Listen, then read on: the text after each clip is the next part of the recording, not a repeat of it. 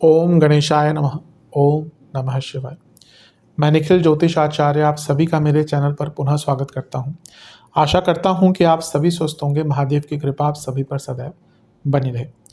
ये वीडियो मकर यानी कि कैप्रिकॉन के लिए बहुत विशेष है, क्योंकि वीडियो है अगस्त 2025 के मासिक राशिफल के बारे में। कैसा रहेगा अगस्त का महीना मकर के लिए।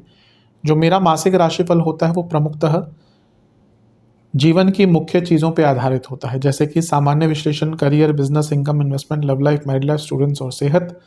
और इसके बाद वीडियो के अंत में कुछ विशेष उपाय भी बताता हूँ। यदि आपकी लग्न राशि या चंद्र राशि मकर है, दोनों ही गाइडेंस के लिए इस राशिफल को देख सकते हैं। जहाँ से ज़्यादा सूट करता है, रिलेट करता है, वहाँ से इसको ऑब्जर्व कीजिए। व्यक्तिगत तौर पे मेरा मानना है लग्न से देखेंगे तो अच्छा, इनकेस नहीं पता तो अपनी चंद्र राशि से भी इसको ऑब्जर्व कर सकते हैं। तो शुरू करते हैं इस अत्यंत महत्वपूर्ण मासिक राशिफल का, जो कि है मकर के लिए सामान्य विश्लेषण के साथ। शुरू करते हैं सामान्य विश्लेषण के साथ और सबसे पहले लग्न भाव को देखेंगे। लग्न पर सूर्य की दृष्टि रहेगी 17 तारीख तक और बुध की तो पूरे महीने रहेगी।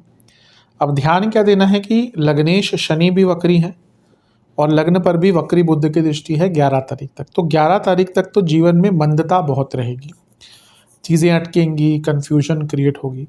पर 11 तारीख के बाद एटलीस्ट बुध वक्री से मार्गी हो जाएंगे तो चीज़ें थोड़ी बेटर होना शुरू होंगी। बुध आपके भाग्येश भी हैं, इसलिए उनका वक्री होना कभी कभी ज़्यादा ऑब्स्टिकल्स व्यक्ति के जीवन में ले आता है। अच्छी चीज़ यह कि शनि वक्री तो है लेकिन तीसरे घर में वक्री है, और तीसरे घर के शनि वक्री बहुत अच्छी स्थिति मानी जाती है, क्योंकि 2 ग्रह वक्री हो गए थे, जिसमें से लग्नेश वक्री और लग्न पर वक्री ग्रह का प्रभाव, इसीलिए मंदता ज़्यादा आएगी। लेकिन जैसे ही बुध मार्गी होंगे तो जो अपॉर्चुनिटीज़ हैं, जो हिम्मत है कुछ करने की, वो वापस आएगी। मंगल का गोचर महीने के अंत में होता है। खैर इन पे मैं वीडियो बना चुका हूँ, लेकिन पिछले मासिक राशिफल में ज़्यादा कवर नहीं किया था। तो ये मंगल शनि का समसप्तक योग पूरे महीने रहेगा। अब ये उत्साह, कुछ अलग करना, कुछ बड़ा करना, इन सब के लिए बहुत अच्छा है। मंगल एक ऐसे ग्रह हैं जो आपके लग्न में उच्च के होते हैं, आपके लाभ स्थान के स्वामी और आपके चौथे घर के स्वामी हैं। तो अगर संबंध की बात करें शनि से, उसको छोड़कर मंगल आपके लिए कई जगह पर अच्छा प्रभाव देते हैं। इसीलिए मंगल का लाभेश होने के नाते शनि से समसप्तक योग यानी कि नए लाभ मिलेंगे। मंगल का शनि लग्नेश और अपने ही स्थान को देखना प्रॉपर्टी खरीदने के लिए भी अच्छे योग बनाता है और उन्नति भी दिखाता है। बस शनि मंगल समसप्तक योग और शनि लग्नेश है और मंगल का प्रभाव एक चौथे घर पर भी होगा, तो यानी कि गुस्सा, एग्रेशन बहुत रहेगा। भाई बहनों से संबंध खराब हो सकते हैं, कलीग से संबंध खराब हो सकते हैं। जो पहला गोचर इस महीने का होगा वो बुध का तो नहीं लेकिन सूर्य का होगा। बुध तो मार्गी होंगे, पहला गोचर सूर्य का होगा और सूर्य आ जाएंगे आपके अष्टम भाव में 17 तारीख को। ये बहुत अच्छा नहीं है। अकेले सूर्य होते तो फिर भी खैर, अष्टम के सूर्य थोड़े से नेगेटिव होते ही हैं हर चीज़ के लिए, लेकिन यहाँ पे ग्रहण दोष भी लग गया और अष्टम में आ गए सूर्य। अब विपरीत राजयोग बना रहे हैं, इस नाते कुछ पैसा रुक रहा था, कुछ सरकारी कार्य अटक रहे थे, वो पूर्ण हो सकते हैं। पैतृक संपत्ति से लाभ, लेकिन ग्रहण दोष का अष्टम में होना, कोई पुराना सरकारी काम पूर्ण हो सकता है लेकिन कोई नई सरकारी बाधा आ सकती है और पिताजी की सेहत और बॉसेस से संबंध बिगड़ सकते हैं। तो ये सूर्य केतु की जो जोड़ी है ये बहुत ज़्यादा अच्छी नहीं रहेगी। ज्ञान प्राप्ति के लिए, गूढ़ विद्याओं की प्राप्ति के लिए बहुत अच्छा है, लेकिन भौतिक जीवन में थोड़ी सी उथल पुथल, मानसिक और इमोशनल लाइफ में भी, भावनात्मक जीवन में भी थोड़ा सा उसके कारण उथल पुथल मच सकती है। इसके बाद जो अगला गोचर होगा वो शुक्र का होगा और शुक्र आपके सप्तम में आकर बैठ जाएंगे। अच्छी चीज़ है शुक्र का सप्तम में आना, और आपके योग कारक ग्रह होने के नाते जब वो आपके लग्न भाव को देखेंगे तो ये जो अनिश्चितता थी सूर्य ग्रहण के कारण, या सॉरी सूर्य ग्रहण नहीं है, ये ग्रहण दोष है, सूर्य ग्रहण दोष। ग्रहण तो लगेगा आगे सितंबर में जाके, आई थिंक सितंबर में ही लग रहा है जितना मुझे याद है। तो शुक्र का प्रभाव लग्न पर रहेगा, योग कारक है, तो गति प्रदान होगी, चीज़ें आगे बढ़ेंगी। और शुक्र भाग्येश के साथ बैठे हैं, तो कर्मेश भाग्येश साथ में जब लग्न को देखेंगे तो एक प्रकार से कर्म धर्म कर्म भाग्य सबका साथ मिलेगा। तो 21 तारीख के बाद बहुत शुभता आएगी। बस ये टाइम थोड़ा सा, तो देखिए सूर्य वैसे भी मकर के लिए बहुत अच्छे ग्रह नहीं है, तो उनका अष्टम में जाना, ग्रहण दोष युक्त हो जाना, अचानक से कोई प्रॉब्लम, बाधाएं आ सकती। पर 21 तारीख के बाद कई प्रकार की जो दिक्कतें हैं वो दूर हो जाएंगी।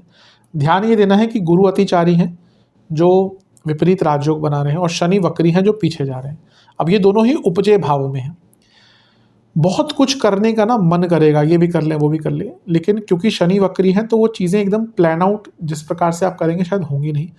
तो इसलिए चिंतित नहीं होना, परेशान नहीं होना। जो चीज़ नहीं हो रही और आपके हाथ में नहीं है उसको लेकर परेशानी या चिंतित बिल्कुल नहीं रहना। पिताजी की सेहत का इस महीने ध्यान दीजिएगा क्योंकि नवम में मंगल हैं और सूर्य अष्टम में है, आ जाएंगे 17 तारीख के बाद। तो ये दोनों ही चीज़ें पिताजी की सेहत के लिए अच्छी नहीं होती।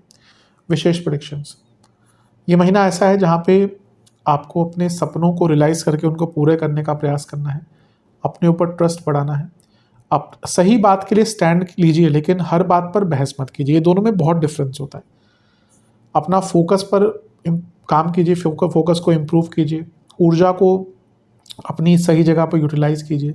कंपैरिजंस मत कीजिएगा इस महीने, चैलेंजेस को एक्सेप्ट कीजिएगा। सेल्फ एक्सेप्टेंस बहुत इंपॉर्टेंट है। जब हम अपने आप को ही एक्सेप्ट नहीं करते तो आगे कहाँ बढ़ पाएंगे। दुनिया तो हर व्यक्ति में दोष निकालती है। आप किसी भी व्यक्ति को देख लीजिए, अच्छा से अच्छा उसको भी कमियां निकालेंगे। तो दुनिया का तो काम है कमियां। और मैं कई बार कहता हूँ ना, निंदा एक ऐसी चीज़ है जो सबसे ईजी है। किसी की निंदा करना उससे इससे ईजी काम क्या है। आप किसी को भी उठा लीजिए, निंदा कर दिए, कोई भी व्यक्ति कर देगा, पर अच्छा कुछ करना वो मुश्किल होता है। तो यहाँ पे अपने आप को एक्सेप्ट कीजिए, जब आप जैसे हैं वैसे अच्छे हैं, इम्प्रूव कीजिए पर अपने आप को प्यार कीजिए। Self acceptance and self love आज के टाइम में बहुत अनिवार्य है। कुछ चीज़ें जिनसे बचना है, कुछ पर्सनल बातें बाहर शेयर मत कीजिएगा, बहुत नेगेटिव इम्पैक्ट होगा। गिल्ट फीलिंग, ग्लानि की भावना कई बार आएगी, उससे भी बच के रहना है। और इसके साथ ही अपने जीवन में आपको जो बदलाव लाने हैं, बहुत टाइम से आप जो सोच रहे हैं, उनको लाने की प्रक्रिया स्टार्ट कर दीजिए। अभी भी नहीं करेंगे इस महीने तो नहीं कर पाएंगे। थोड़ा सा चीज़ों को मैच्योरली हैंडल कीजिएगा। वैसे तो मकर वाले काफ़ी मैच्योर होते हैं, पर थोड़ा सा चीज़ों को मैच्योरली हैंडल कर लेंगे तो कई प्रॉब्लम जो मे बी प्रॉब्लम बन सकती है वो शायद प्रॉब्लम ना बने, अगर आप मैच्योरली हैंडल करेंगे। महीना ठीक ठाक है। चलते हैं करियर की तरफ। जहाँ तक करियर का दृष्टिकोण है, ठीक है महीना। दशमेश जो है वो शुक्र अर्थ त्रिकोण में ही है और गुरु के साथ है जो विपरीत राजयोग बना रहे हैं, यानी कि हिम्मत भी रहेगा, चैलेंजेस को एक्सेप्ट भी करेंगे। और जब भी अर्थ त्रिकोण का स्वामी अर्थ त्रिकोण में होता है, प्रोडक्टिव कार्य होता है। बस मैं हमेशा कहता हूँ, शुक्र का अगर प्रभाव आ गया 10वें घर से या करियर से कहीं पे, तो ऑफिस पॉलिटिक्स होती है। तो 21 तारीख तक तो ऑफिस पॉलिटिक्स भयंकर रहेगी। सूर्य सप्तम में रहेंगे 17 तारीख तक, और सूर्य क्योंकि कारक हैं प्रमोशन के और आपके भाग्येश के साथ बैठे हैं, जो अर्थ त्रिकोण के भी स्वामी है बुध, यानी कि प्रमोशन के 17 तारीख तक बहुत चांसेस हैं। 11 को बुध भी मार्गी हो जाएंगे, तो जो कुछ बाधाएं आ रही थी, जो अटक रहे थे काम, वो भी पूर्ण हो सकते हैं। तो ये महीना ठीक ही दिख रहा है। पहला गोचर सूर्य का होगा, यहाँ से प्रॉब्लम आएंगी, जैसे मैंने अभी सामान्य विश्लेषण में कहा।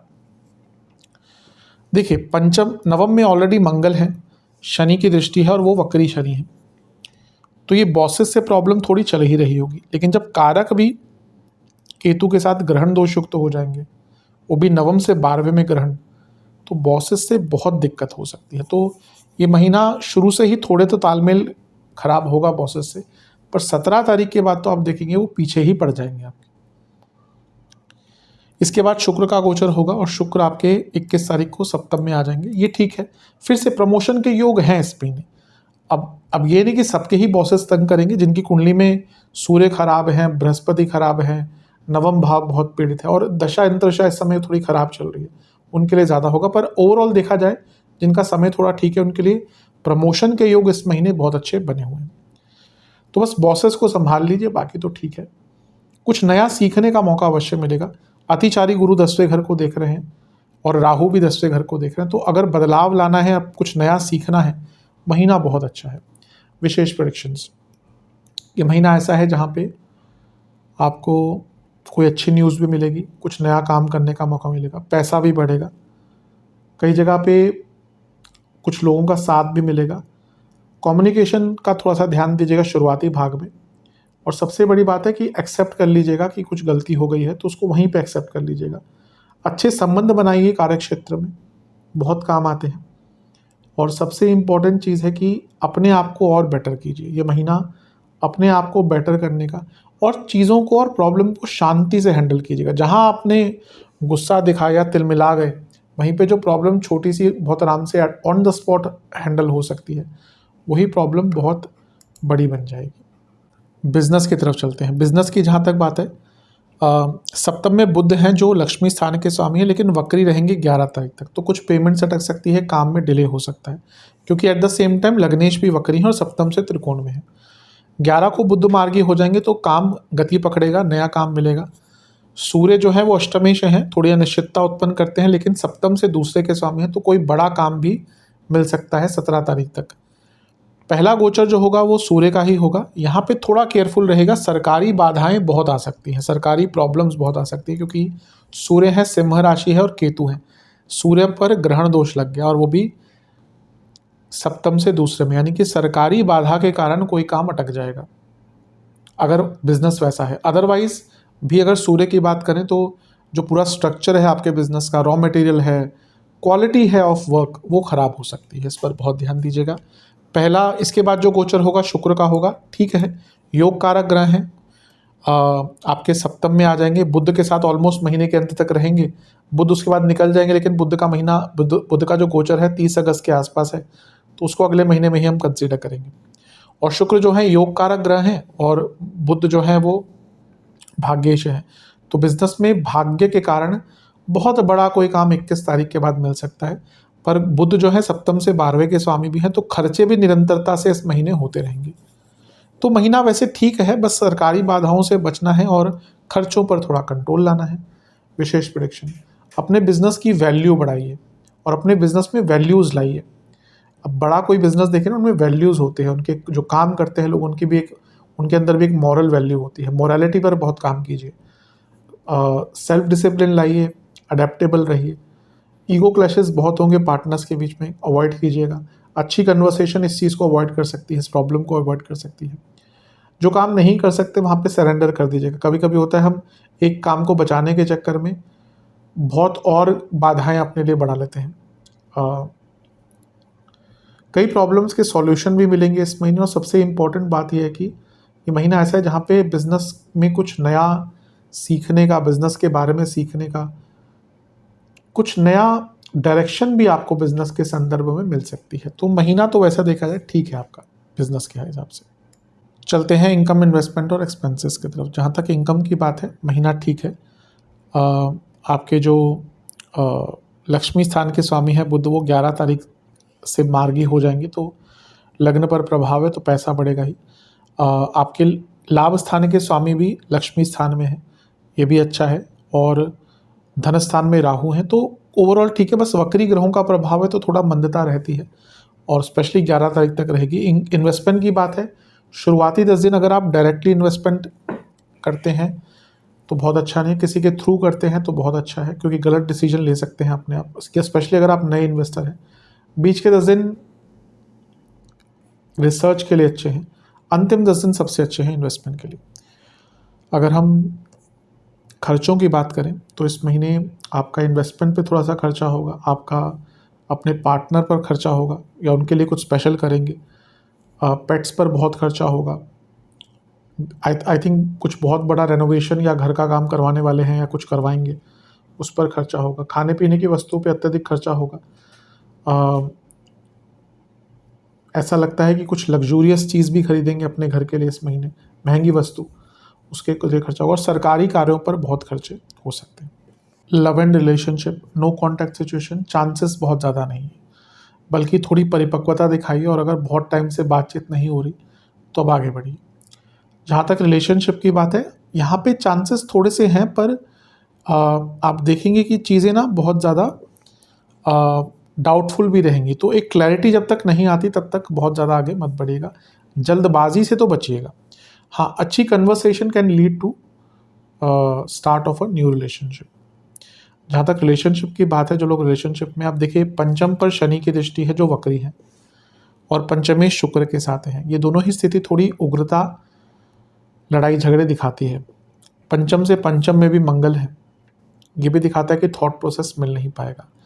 और बुध भी वक्री हैं 11 तारीख तक। तो 11 तारीख को बुध मार्गी होंगे, पंचम से तीसरे में है तो थोड़ी कम्युनिकेशन बेटर होगी। सूर्य का गोचर होगा 17 तारीख को। अब वो क्योंकि पंचम से चौथे में आ गए, ग्रहण दोष युक्त तो हो गए, तो थोड़ा इमोशनल इम्बैलेंस आएगा। पर महीने के अंतिम भाग में जब शुक्र का गोचर होगा और वो सप्तम में आ जाएंगे, कारक भी है रिलेशनशिप के और पंचम के स्वामी भी हैं, इसलिए जब वो छठे घर में थे तो बहुत प्रॉब्लम्स रहेंगी। लेकिन 21 तारीख के बाद जब शुक्र यहाँ पे आ जाएंगे और वो भाग्य स्थान के स्वामी के साथ भी बैठेंगे तो चीज़ें बेटर होंगी। हाँ, ये बुध छठे घर के स्वामी भी हैं, तो ऐसा नहीं होगा कि एकदम 21 तारीख को ही सब ठीक हो जाएगा, पर एटलीस्ट एक ट्रांजिशन फेज आएगा जहाँ पे चीज़ें सॉर्ट आउट होंगी, प्रॉब्लम सॉर्ट आउट करने का प्रयास किया जाएगा।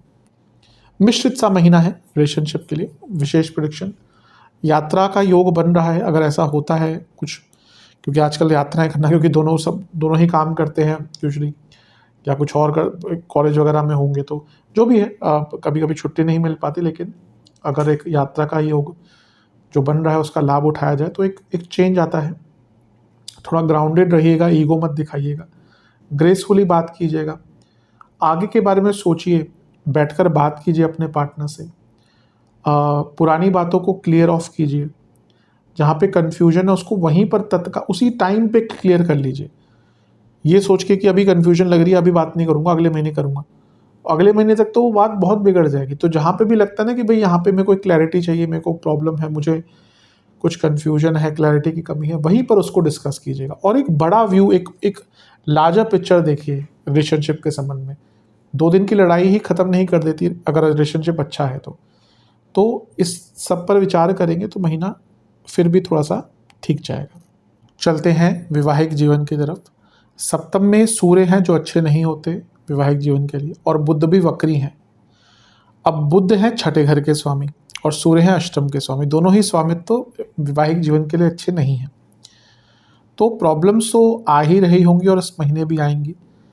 मैं हमेशा कहता हूँ छठा भाव बहुत खतरनाक होता है वैवाहिक जीवन के लिए, क्योंकि ये अंत होता है, तो आज के टाइम में डाइवोर्सेस की तरफ लेके जाता है। तो अब बुध मार्गी होंगे तो थोड़ा सुधार होगा, पर जैसा मैंने कहा दोनों का स्वामित्व तो ही बुरा है, तो चीज़ें बहुत बेटर नहीं हो सकती, अनिश्चिततापूर्ण जाएगा। बस ये है कि बुध मार्गी हो जाएंगे तो जो बहुत ज़्यादा बहस हो रही थी वो थोड़ी कम हो जाएगी। सूर्य का गोचर 17 तारीख को, अब ये मांगल्य स्थान में ही ग्रहण दोष लग गया। अब ये 2 चीज़ों के लिए बुरा है। पहला, इसके बाद इन लॉस के कारण प्रॉब्लम, ईगो क्लैशेस बहुत होंगे और आपके पति या पत्नी की सेहत भी बहुत खराब हो सकती है। इसके बाद शुक्र का गोचर होगा जो थोड़ा ब्लेसिंग इन डिस्गाइज होगा, क्योंकि शुक्र योग कारक है वैवाहिक जीवन के, और यहाँ पे वो आके थोड़ा प्रोटेक्ट करेंगे। तो 21 तारीख के बाद थोड़ी सी राहत मिलेगी वैवाहिक जीवन में, लेकिन उससे पहले का जो समय है वो तो बहुत अच्छा नहीं दिख रहा है। लग्नेश भी वक्री है और लग्नेश से त्रिकोण में है, सप्तम से त्रिकोण में है, और सप्तम से अष्टम में भी राहु है जो बहुत अनिश्चितता क्रिएट करते हैं। विशेष प्रेडिक्शन, कनेक्शन और कम्युनिकेशन दोनों पर ही बहुत काम करना पड़ेगा, पेशेंस बहुत रखनी पड़ेगी, टाइम देना पड़ेगा वैवाहिक जीवन को, पार्टनर को। शक मत कीजिएगा, बहुत तंग करेगा ये शक इस महीने। एक ईज नहीं है दोनों के बीच में ना, एक पार्टनर्स के बीच में एक ईज होनी चाहिए कि साथ में है तो कंफर्टेबल। एक lack of ease, lack of comfort दिख रहा है। अब उसके पीछे कारण क्या है वो आपको ढूंढना पड़ेगा। अपने लाइफ पार्टनर की बातों को सुनिएगा, कोई छोटे अच्छे मोमेंट्स आते हैं उसको सेलिब्रेट कीजिएगा, और होप नहीं हारनी कि ये सोचना कि अब कुछ बचा ही नहीं। वो हो गया तो फिर वहाँ से वापस आना बहुत मुश्किल होता है। तो थोड़ा होपफुल रहिए, होपलेस नहीं। ठीक ठाक है, मतलब कि बहुत अच्छा तो नहीं है, ठीक ठाक है वैवाहिक जीवन के लिए। चलते हैं स्टूडेंट्स की तरफ। शुरुआती 10 दिन बहुत अच्छे हैं, बीच के जो 10 दिन हैं यहाँ पे थोड़ा करेज दिखाना पड़ेगा, चीज़ें थोड़ी विपरीत जा सकती हैं, आपको हार नहीं माननी। अंतिम 10 दिन में कम्युनिकेशन पर ध्यान देना है अगर यहाँ पे एग्जाम पड़ता है तो। वैसे देखा जाए स्टूडेंट्स के लिए ठीक है, पंचमेश छठे में है तो ये कंपटीशन के लिए अच्छा होता है, और वो गुरु के साथ बैठे हैं। 11 तारीख को बुध मार्गी हो जाएंगे तो ये अच्छा है, बुध का मार्गी होना, क्योंकि कारक हैं वो स्टडीज़ के, ये अच्छा है।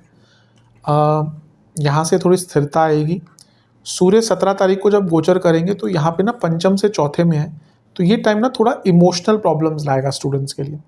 मे भी घर वाले साथ ना दें, या वो आपकी बातों को समझ ना पाए, या घर में कुछ प्रॉब्लम आ जाए, तो थोड़ा मेंटेन बैलेंस करके चलेगा। शुक्र का गोचर होगा 21 अगस्त को। ये बहुत अच्छा है क्योंकि पहला तो शुक्र पंचमेश है और बुध कारक है, तो जो भावेश है और कारकेश है वो जब साथ में आ गए, वो भी अच्छे स्थान में, यानी कि महीने का अंतिम भाग कुछ बहुत शुभता आपके लिए लेकर आ सकता है। विशेष प्रेडिक्शन, ये महीना इंट्यूशन बहुत अच्छी रहेगी, अच्छा साथ भी मिलेगा लोगों का, कम्युनिकेशन पर काम करने का मौका मिलेगा, अपने आप को एक्सेप्ट करके, अपनी गलतियों को एक्सेप्ट करके आगे बढ़ पाएंगे। सबसे बड़ी चीज़ है कि कोई बहुत अच्छी न्यूज़ आपको मिलती हुई दिख रही है, कुछ आपने बदलाव किए थे अगर पिछले कुछ महीनों में, उसका फल मिलेगा और एक प्रकार से थोड़ा सिक्योर महसूस करते जाएंगे, स्पेशली महीने के अंतिम भाग में। महीना ठीक ठाक है। चलते हैं सेहत की तरफ। जहाँ तक सेहत की बात है, सेहत का दृष्टिकोण है, इस महीने जिनको हड्डियों की प्रॉब्लम है, नसों की प्रॉब्लम है, क्रॉनिक डिजीज़ कोई है, बीपी के इश्यूज़ हैं, गले के रोग हैं और प्राइवेट पार्ट से जुड़ी प्रॉब्लम्स हैं, उनको ज़्यादा ध्यान देना है। शुरुआती 10 दिन गले के रोग, इन्फेक्शंस, ईएनटी की प्रॉब्लम, बीपी। बीच के 10 दिन जिनको डायबिटीज़ है, बहुत प्रॉब्लम हो सकती है। बीपी यहाँ पे भी तंग करेगा, बॉडी में हीट ज़्यादा रहेगी, एसिडिटी ज़्यादा रहेगी, पित्त बढ़ेगी। अंतिम जो 10 दिन है यहाँ पे बीपी के इश्यूज़, गले के रोग। बीपी तो पूरे महीने आपको अगर ऑलरेडी है तो बहुत ध्यान दीजिए। लाइफस्टाइल डिसऑर्डर, खाने पीने के कारण दिक्कत और बैक में प्रॉब्लम रहेगी। उपाय के स्वरूप में किसी भी शनिदेव के मंदिर में कुछ शनि चालीसा की पुस्तकें दान करें, महादेव का गंगा जल से अभिषेक करें, केसर का तिलक लगाएं और ओम नागेश्वराय नमः मंत्र का 108 बार जाप करें और खीर का भी भोग लगाएं महादेव को। और इसके साथ ही आपको किसी भी वृद्धाश्रम में कुछ दान करना है। ये उपाय कर लेंगे तो अवश्य बहुत लाभान्वित होंगे। आशा करता हूँ वीडियो काम आएगा। चैनल पर नए हैं, सब्सक्राइब कीजिए, वीडियो को लाइक कीजिए। मिलता हूँ आप सभी से अगली वीडियो में, तब तक के लिए ओम नमः शिवाय।